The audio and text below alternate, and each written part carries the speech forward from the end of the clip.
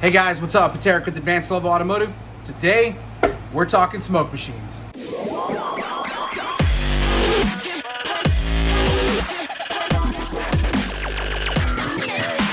Alright guys, so over here on my toolbox, I have the two different smoke machines that I own. The one here to the left is actually the first smoke machine that I ever purchased.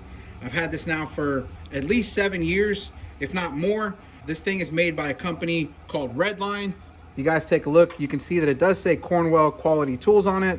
Well, that's because I bought it from the Cornwell tool truck, and you know how tool trucks love to put their name on other name brand products so that they can sell it for a higher price. But anyway, like I said, I've had this thing now for at least 7 years.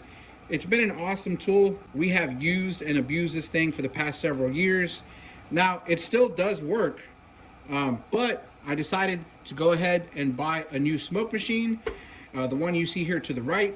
Let me explain to you why. But first of all, this smoke machine is made by a company called Mr Cartool. Now, Mr Cartool, I believe, is another brand from the AU Tools or Autool brand company. And so there's actually a different Autool version of this. It's in a yellow rather than a green. So you guys might be more familiar with that one. This is the new line that they have, and this is the T130 unit. Now, let me explain to you the main differences between these two smoke machines and why I decided to go out and buy another one. Now, the first and biggest difference between these two smoke machines, of course, is the price. This Redline unit, like I said, I bought it 7 years ago, and at the time that I bought this thing, it was probably somewhere around $2,100. I believe the price has gone down since then, and it's probably cheaper if you buy it online versus buying it from a tool truck anyway, because that's just a rule of thumb. Everything's cheaper online versus buying it from a tool truck. But anyway, like I said, I bought this one for about $2,100. I think now you can buy them for around $1,200. But over here, the one to the right, I think it's somewhere around the $300 range, somewhere around $300 to $325. So there is a big price difference between these two units. The second biggest difference between these two different units is how they work. This Redline machine requires that you connect it to a shop air supply. So if you guys take a look at the back side of the machine, you can see this hose right here. Well, this is where you connect your air hose or coupler from your shop compressor, and that is how the air supply goes into the smoke machine so that it can push out the air or push out the smoke through this hose. This unit over here to the right does not require an external air source, so you don't need to be anywhere near an air compressor or a shop compressor.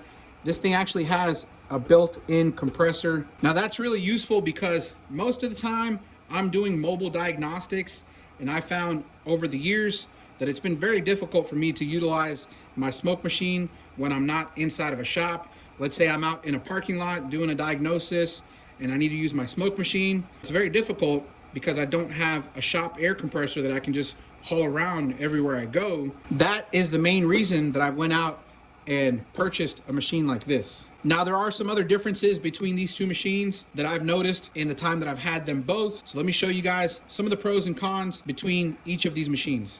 So starting off with the Redline machine, let me show you guys how this thing works and how it's set up. Starting with the gauge up here at the top, you can see that we have a nice big gauge that you can read. And the other thing about this gauge is that if you take a look at it, this gauge is reading in very small increments. So if you take a look at the outer ring, you can see that it's reading in inches of water. And if you take a look at the inner ring over here, it's reading in kilopascal. But right around 7 kilopascals, you can see that that equals about 1 psi. So total on this gauge, it only goes up to about a psi worth of pressure. And that's because this machine has a built-in regulator that regulates the air pressure to a very low and safe amount. Now that's really important because for the most part, whenever you're testing any system on a vehicle, you really don't need any more than about 2 psi worth of air pressure, especially when you're working on EVAP systems. Most EVAP systems can't handle more than 1 to 2 psi worth of air pressure. Injecting more pressure than that can actually cause damage to the EVAP system or EVAP system components. Even when it comes to testing intake manifolds or engine parts for vacuum leaks, you really don't need more than a couple psi worth of pressure to help you find your leak. In fact, injecting more pressure than necessary into the intake system can actually cause you to blow a gasket. Ask me how I know. So like I said, the Redline tool does a really good job of regulating the output pressure and keeping you safe from damaging any components on your engine or in your EVAP system. Now, the other cool feature that this smoke machine had, and I say had because mine actually broke, so I had to remove it. And if you guys take a look here, I just ran a straight piece of hose to bypass the flow gauge. So there's actually a flow gauge here with a little knob that allows you to adjust the airflow that comes out of the hose here. But more importantly, what this airflow meter did is that it had a little ball inside of it, and that ball would move up and down depending on the amount of airflow. So what you would use that for was to detect for leaks in the system. So let's say that you had a leak in your EVAP system. Well, depending on how big the leak was, that ball would float or suspend in the air, and you can actually read how large the leak was. Now, the other useful thing about having this is after you do the repair, you can verify whether or not you still have a leak in the EVAP system, because on a sealed system, this ball is going to fall all the way down to the bottom of the gauge, indicating that there is no leak present. So that is something super useful to have on this smoke machine. Now, the reason mine actually broke is because one of my mechanics was turning the knob, and I guess he turned it a little too hard, or maybe the knob just wore out over time and the knob eventually broke off. And so, like I said, I had to remove this gauge and just bypass it with the hose.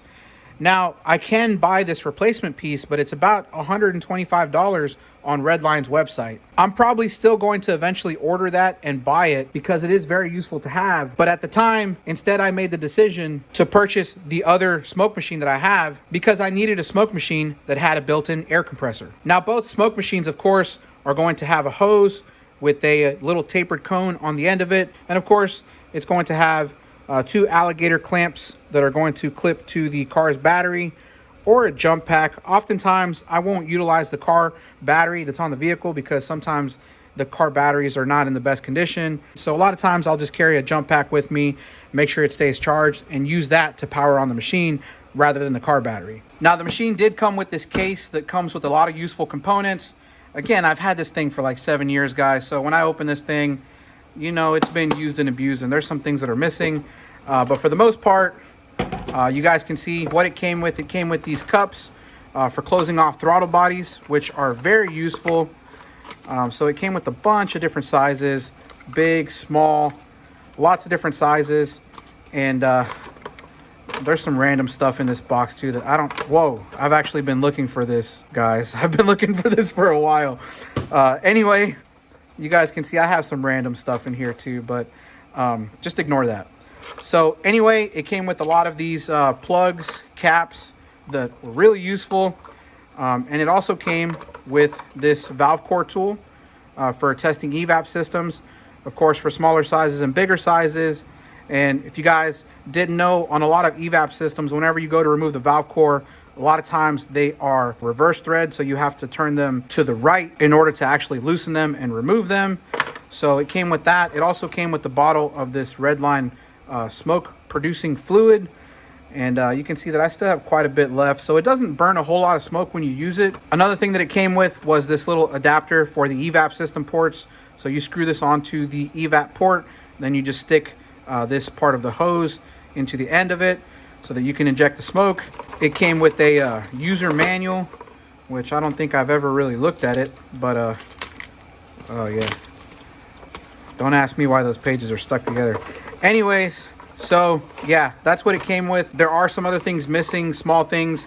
For one, it did come with a flashlight that is actually a halogen lamp. I never really used it because it wasn't battery powered. You had to connect it to the battery itself. So it had little alligator clips, kind of like the smoke machine did.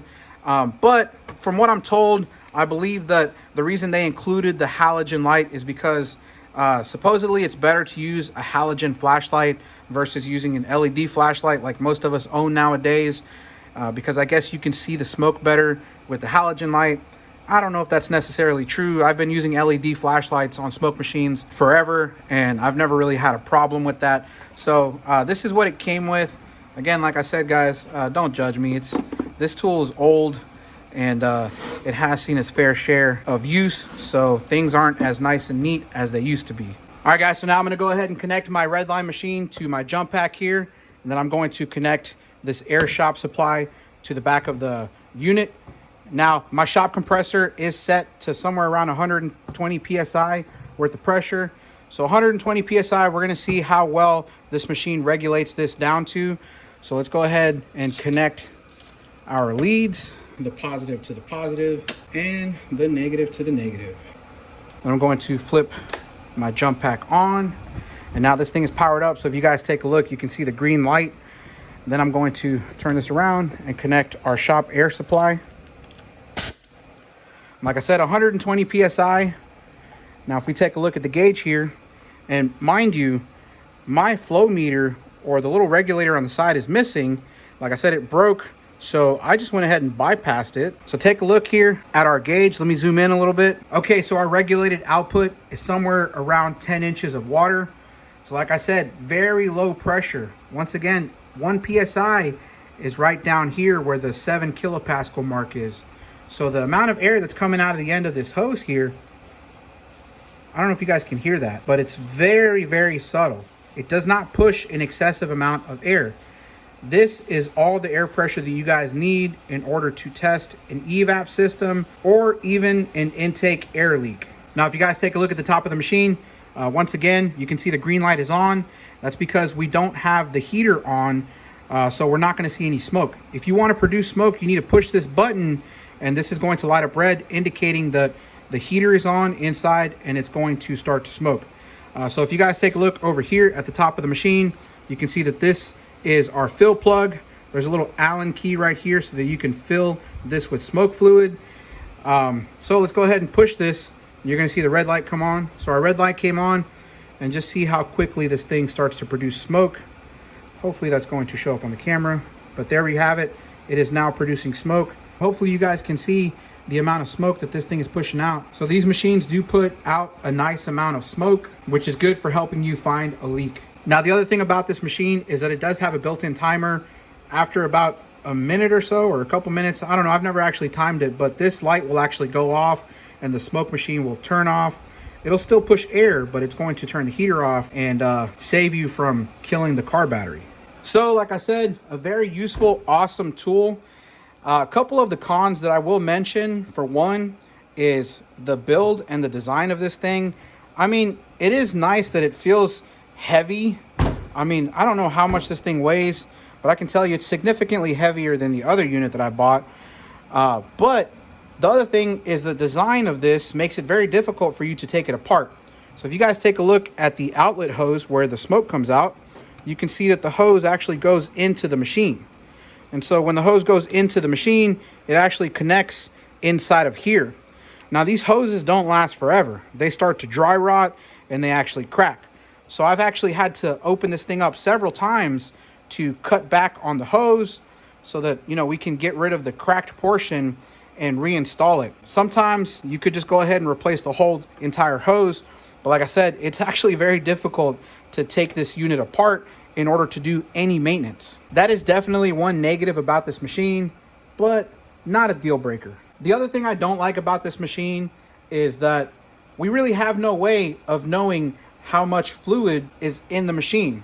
So if we're running low and we want to add some to it, again, like I said, the port is right up here, but there's no window to see inside. There's no gauge that tells us whether it's low. Now, the manufacturer does specify a certain amount of fluid to put in there. I think it's somewhere around 2 milliliters if I'm not mistaken. But anyway, you know, that doesn't really help you until you run out and then you fill it from the bottom to the top. Because, you know, let's say if you don't ever want to run out, like in my case, a lot of times I'm mobile, I'm in the middle of doing a diagnostic. I don't want the smoke to run out while I'm underneath the vehicle. I want to make sure that this thing is full at all times. So what I would do is just every few weeks or so, I would add a little bit of fluid just to make sure that it always stayed topped off. But like I said, I really wish there was some type of gauge or window where we can see how much fluid is actually in the tank. That would definitely be useful. All right, guys, so moving on to the T130 Mr. Cartool Smoke Machine. Now, before I continue, I do want to mention that no, this video is not sponsored. They are not paying me to do this review. However, they did send me the tool to test it out, but I can promise you this is going to be 100% my opinion on this tool after owning it for about 3 months and using it as my primary smoke machine. So a brief overview of the machine. You can see that on the front here, we have everything displayed nice and neat, easy to read. And if you look down here, we have our pressure gauge.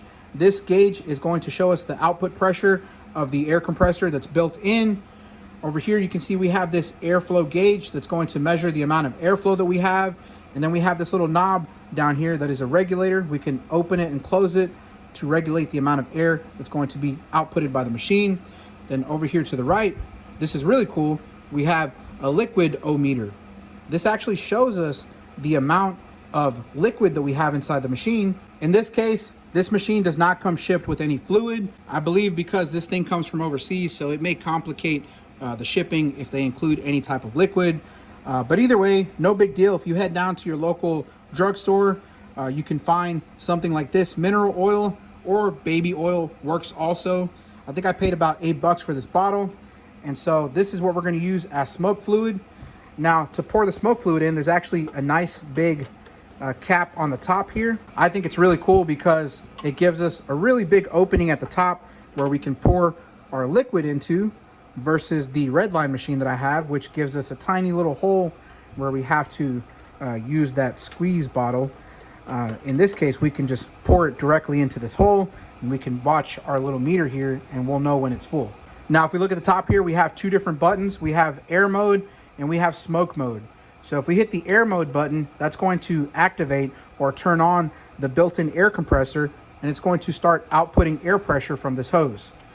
Now, if you guys want smoke, you're gonna have to push this smoke mode button. Once you push this, that's going to turn the heater on inside of the machine, which is going to start to heat up the mineral oil, and that's going to start producing smoke. Now, looking on the back of the machine, you can see that we have our power button right here. We have to flick this power button on before we can push any of the buttons on the front of the machine. Over here, we have our smoke outlet. This is our smoke hose. Now, the neat thing that I like about this is that the hose is not internal to the machine like it is on the Redline machine. This hose actually just sticks on to the nipple back here. So you see the nipple, we just shove that hose onto the nipple and then screw this little nut onto it, which makes it really, really easy to replace this hose if need be, because like I said, over time, these hoses will rot, they will start to crack, and you will need to replace this. Over here to the right, we have our 12-volt power source, which you can see it's plugged in. And on the other end, we have these two alligator clips, positive and negative.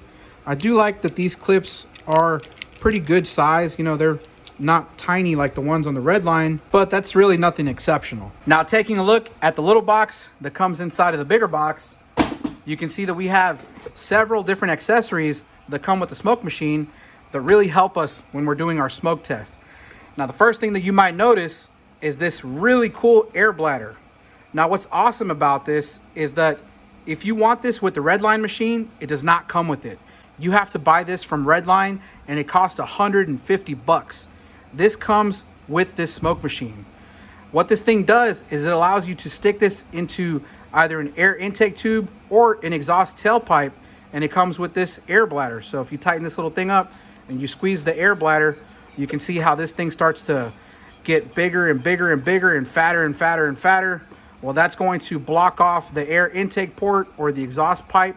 And what's really cool is that it comes with this hose that actually allows you to push smoke into whatever you're blocking off. Like I said, a really neat accessory to have. The Redline does not come with it, and Redline charges you $150 just for this piece. Next up inside of the box, we have another cool component. Let me pull this out of the bag here. Take a look at that. This here is an oil cap adapter so that you can put it in place of your oil cap and inject smoke into your crankcase. This is useful for trying to find oil leaks on an engine. Another accessory that comes with this tool is this cone. Now, the Redline does come with a cone like this as well, which I misplaced mine. I don't know where it is. I think I left it at a shop somewhere. But this cone right here allows you to stick it into an exhaust pipe, an intake tube, much like the bladder, and it allows you to inject smoke into it. So this is a really useful thing to have. Another thing that it comes with, of course, is this valve core tool. You guys saw this on the Redline one. It also comes with that. It does come with this bottle. It is empty. Like I said, they don't provide you any smoke fluid. I think that has something to do with shipping because this thing does come from overseas. So I don't know if it complicates things when they have to add a fluid. The other thing it comes with is this adapter for the EVAP system, much like the Redline tool came with. If we look in here, we have these little red caps, very useful for plugging off vacuum hoses, PCV hoses, stuff like that. And then we have this other bag of goodies. Let me pull these plugs out. So take a look at these big, thick rubber plugs. I really like that these plugs are nice and thick and they're rubber, so they're malleable. You can shove them into throttle bodies. You can shove them into different components on the vehicle that you're trying to block off smoke from getting out of. And it comes with various different sizes. So take a look at that. There we have it, guys. It comes with that, and it also comes with this. I'm not 100% sure what it is. Oh, it's like a little nozzle that you can stick this rubber tip into whatever it is you're trying to inject smoke into. A lot of useful accessories that this thing comes with. I really like that it comes with this bladder because that is a big reason why I wanted this machine. So to power the unit up, we're gonna go ahead and connect the alligator clips to our jump pack. Next up, we're gonna flip the switch on the back to turn the power on. Flip this thing around. So we're gonna go ahead and hit the air mode button. You can hear our air compressor come on. It's a little noisy, but nothing excessive. And I mean, I can't complain because sometimes my shop air compressor will come on when I'm using my Redline unit, and that's way louder than this thing is. Now, if you take a look at our air pressure gauge, you can see that we're down to 0. That's because we have this regulator closed. So once we start to open this up, you're going to see the ball start to rise, indicating that we have airflow. So now at the moment, we have air coming out of the hose tip right here, very light and subtle. The more we open this up, the more airflow we have coming out of this hose here. And you guys can see that once I block off the tip of this air hose, our gauge starts to rise here. And you can see the pressure building up, and you can see the airflow going down. So I'm gonna let it kind of get up as high as it can. I'm trying to block it off with my finger, but the pressure's kind of building up a little too high. Once I let my finger off, you hear the pressure come out. And so you can see our gauge went down and our airflow is up here. So we can actually open this up pretty high. That's the one thing about this machine that you have to be careful about, is that this machine can actually output up to 17 PSI worth of pressure. So right now I have this valve open all the way. We have a lot of air pressure coming out of here. I'm going to block it off, and you can see how high this thing rises. Now, if you take a look at the reading on the gauge, this is very different than the gauge that's on the Redline unit. And the reason being is because the Redline unit is zoomed in to about 1 PSI worth of pressure on the max end of the gauge. You take a look at this gauge. Well, let me shut this thing off. If you guys take a look at this gauge, what you'll notice is that down here in the black area, the outer ring, it's reading in MPa, which is millipascals. And if you look at the red area, you can see it's reading in kg/cm, which is kilograms per square centimeter. Now, if you guys do the conversion, you'll find out that at 0.1 MPa or 1 kg/cm, we're at about 14 PSI worth of pressure. So that means that this gauge reads somewhere around 30 PSI on the max end. Now, I'm not saying that the machine gets this high, but what I can tell you is that 14 PSI is way more pressure than what you need, especially if you're testing an EVAP system. Like I mentioned before, most EVAP systems can't handle more than 1 to 2 PSI worth of pressure before you chance actually damaging the system.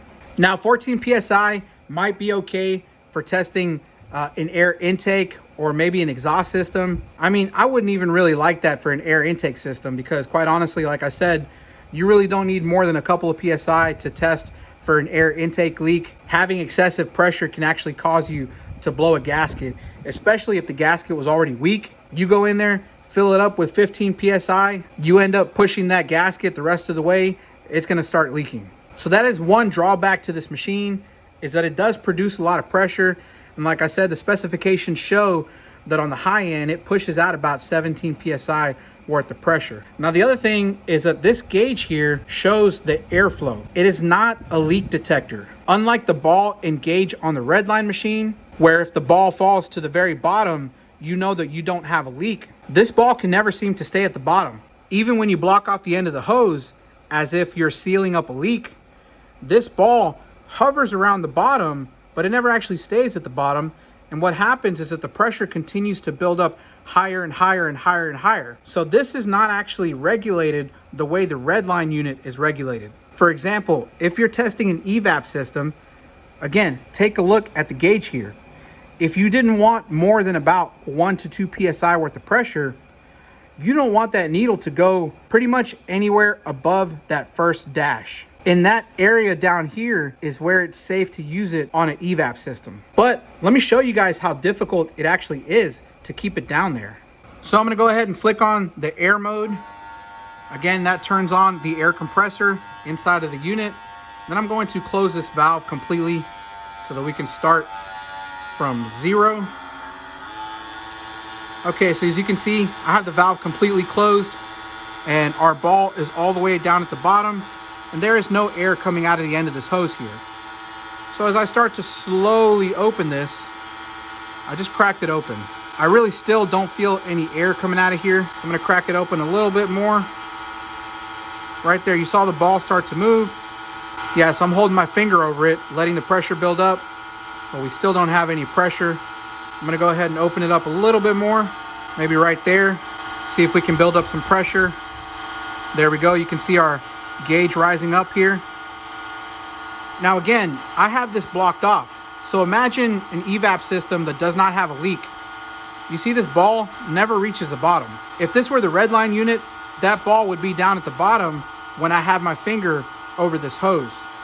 Also, take a look at the pressure as it continues to rise. Now we're up to over 0.05 MPa. So we're probably getting somewhere around maybe 8-9 psi at the moment. And if I let off of the hose here, you hear that air pressure coming out, and we're back down to 0. And this is our flow meter. I mean, we're way down here, we're at 1. I have this regulated pretty tightly. Now, the reason that this is a problem is because I don't know if I can fully trust this machine when it comes to doing EVAP testing. Even though the manufacturer states that this thing can be used for EVAP testing, I don't know if I necessarily feel safe doing it. And that's just because it's so hard to regulate this thing to below 2 psi. Now, the reason I think it's so difficult to regulate the airflow on a machine like this is probably inherent to its design. If you guys think about it, again, this thing has a built-in air compressor, but I don't believe it has a reserve tank. And even if it did have a reserve tank, I mean, it can't be very big. Think about it. On a smoke machine like the Redline, you're utilizing a shop air compressor. A shop air compressor like mine generally has a pretty big tank. Here I have a 20-gallon tank, and this is a reserved amount of air. That means that the compressor is not running all the time. In the case of this smoke machine, the air compressor has to run all of the time because there is no reserve. And like I said, even if there is a reserve, it's really not big enough to fill up, let's say, a gas tank whenever you're testing an EVAP system. Let's say if you have a vehicle that only has a quarter tank of gas in it, there's still about 3/4 left of the tank that's just full of air that you have to fill it up with smoke and air before it starts to build up pressure. There's no way on planet Earth that they could fit a reserve tank for air big enough in a machine like this. For that reason, the air compressor on this thing has to run all of the time. So that is my brief overview of the differences between these two machines. Again, I'm not saying that one is better than the other. They're just different and they have their own place in the shop. Do I think that the Mr. Cartool smoke machine is a good tool to have? Yes, definitely, especially if you're a mobile mechanic. Is this machine perfect? No. But as long as you understand the limitations of the device, you should have no problem incorporating a machine like this into daily use. Today we have this 2014, it's a Jeep Compass. It's got the 2.4 liter 4-cylinder engine, and we have a trouble code P0171. That is a system running lean. I've already taken a look at the fuel trim values, and I've determined that more than likely we have a vacuum leak. So what I'm suspecting is that we probably have an intake manifold vacuum leak because this thing has a lot of mileage on it, and you can tell that it's pretty weathered. So I wouldn't be surprised if this intake manifold is leaking, but the smoke test is going to help us verify that for sure. Now, in looking at this and trying to decide where to start or where to inject the smoke, for one, we could inject the smoke through the PCV hose, which is located right over here. If we inject the smoke through there, it's going to go directly into the intake manifold, but we would still need to remove this air intake box and block off this air intake tube that goes down to the throttle body. Now, the reason for that is because once the intake manifold fills up with smoke, of course, the throttle body is not a perfect seal. There is space around the throttle plate. Smoke is going to make its way out through there, up through the intake tube, into this air box, and out through this air ducting right here. So what I've decided to do is go ahead and open up this box, and I think I'm going to try to use the air bladder on this air intake tube and inject smoke this way. So let me start by removing some of these brackets. We'll remove the engine computer, or no, we can probably leave that on, but we are going to have to disconnect it. And there is a ground wire on this computer bolt, so we are going to have to take this one bolt off. I'm just going to thread that bolt back in so that we don't lose it. I think we may actually be able to just lift up on this box and take it out as one unit. All we have to do is go ahead and loosen this clamp right here on the air intake tube. Let's take a screwdriver, loosen up this clamp here. Then we'll try to remove this box by lifting up on it. There we go. There is a breather hose on the side here. So we may actually have to plug this breather hose off. Let me pull this box out. There we go. Okay, so one issue I am running into is that on the end of this air intake hose, you can see that we have the air intake temperature sensor. Now this temperature sensor has a little pointed end that actually sticks into the side of this hose. So I don't think I want to try to use the bladder because I don't want a chance poking a hole in my bladder here. So I think I'm going to utilize this cone cup because it is tapered. So as I stick it in, it's going to avoid hitting that sensor. Hopefully we can get a good seal on that. If not, we could actually probably just remove the sensor and maybe put a plug in the hole to block it off. But I think to start with, I'm going to try to use this cone. That feels like a pretty tight fit. Okay, so I have the Mr. Cartool smoke machine. I'm going to go ahead and turn the air compressor on. Then I'm going to hit the smoke mode button. Yeah, so pretty quickly it starts to make smoke. So now we're going to go ahead and connect this to the hose on the end of this here. Now we're going to let this thing fill up with smoke. Again, I'm going to adjust the regulator here. We don't want to over pressurize the system. And I can already see some smoke coming out. Oh, you know what? I forgot to block off the breather hose here. Let me get something to block that off with. Again, the kit comes with these little red cups here, or caps. We're going to see if we can find one that will cap off this breather hose. Yeah, that's perfect right there. I can already see some smoke coming out. We have a little bit of smoke coming out where the air intake temperature sensor is. Let me show you. All right, so if you take a look at where the air intake temperature sensor is, you can see that we have some smoke coming out of there. No big deal. I mean, this doesn't have to be a perfect seal, but again, you know, this rubber just gets old and cracked. I see some more smoke. Let me blow it out of the way. We'll try to figure out where that smoke is coming from. Okay, guys, so if you take a look right down here, you can actually see where the vacuum leak is coming from. There is this little actuator or motor on the side of the intake manifold here. Let me blow the smoke out of the way. Take a look at where it's coming from. You can actually see that it's coming from the gasket where that thing mounts. All right, guys, so just like that, we were able to pinpoint where our vacuum leak was coming from utilizing the Mr. Cartool smoke machine.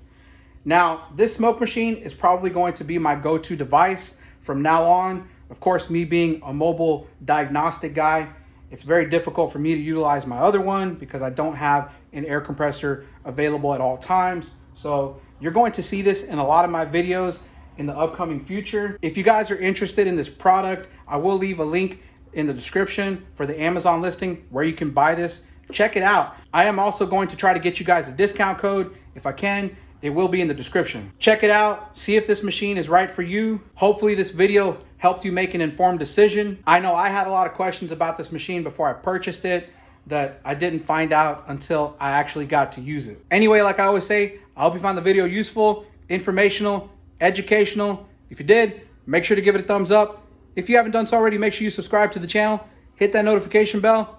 I'll see you guys in the next one. Thanks.